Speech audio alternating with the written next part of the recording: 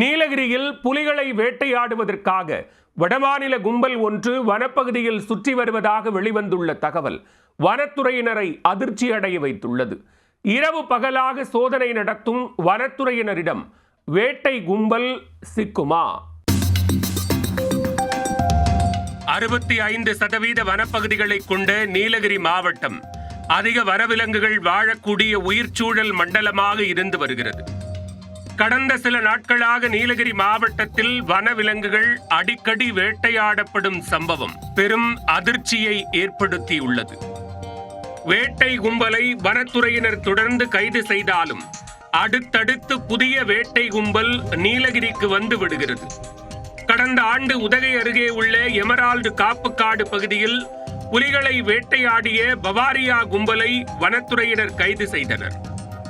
அதன் பின்பு நீலகிரி மாவட்டத்தில் உதகை, கோத்தகிரி, குன்னூர், கூடலூர் பகுதிகளில் வேட்டை கும்பலால் காட்டெருமை, மான் போன்ற வனவிலங்குகள் வேட்டையாடப்பட்டன. கடந்த மாதம் 28ஆம் தேதி கூடலூர் அருகே தேவர் சாலை 3வது டிவிஷன் பகுதியில் இரவு நேரத்தில் கேரளாவைச் சேர்ந்த ஒரு வேட்டை கும்பல் வனவிலங்குகளை வேட்டையாடச் சென்றது. அப்போது மானை சுடும்போது எதிர்பாராத விதமாக வேட்டை கும்பலோடு சென்ற ஜம்சித் என்பவர் மீது குண்டுகள் பாய்ந்ததில் அவர் உயிரிழந்தார். இச்சம்பவத்தில் வேட்டை கும்பலைச் சேர்ந்த 13 பேரை வனத்துறையினர் கைது செய்தனர். இந்த சம்பவங்களுக்கிடையே புலிகளை வேட்டையாட வடமாநிலத்தைச் சேர்ந்த ஒரு கும்பல் நீலகிரி வனப்பகுதிக்குள் சுற்றி வருவதாக தகவல்கள் வெளியாகியுள்ளன.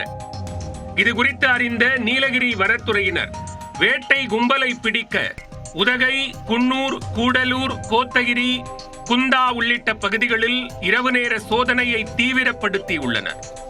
அரசு பேருந்துகள் உட்பட அனைத்து வாகனங்களையும் சோதனை செய்து வருகின்றனர்.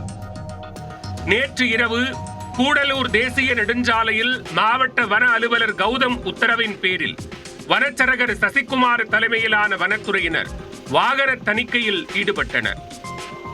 இரவு முழுவதும் 100க்கும் மேற்பட்ட வாகனங்களை வனத்துறையினர் சோதனை செய்த பின்னரே ஊருக்குள் அனுமதித்தனர். உயிர்ச்சூழல் மண்டலமான நீலகிரியில் புலிகளை வேட்டையாட ஒரு கும்பல் வந்திருப்பதாக கூறப்படுவது பெரும் அதிர்வலைகளை ஏற்படுத்தியுள்ளது.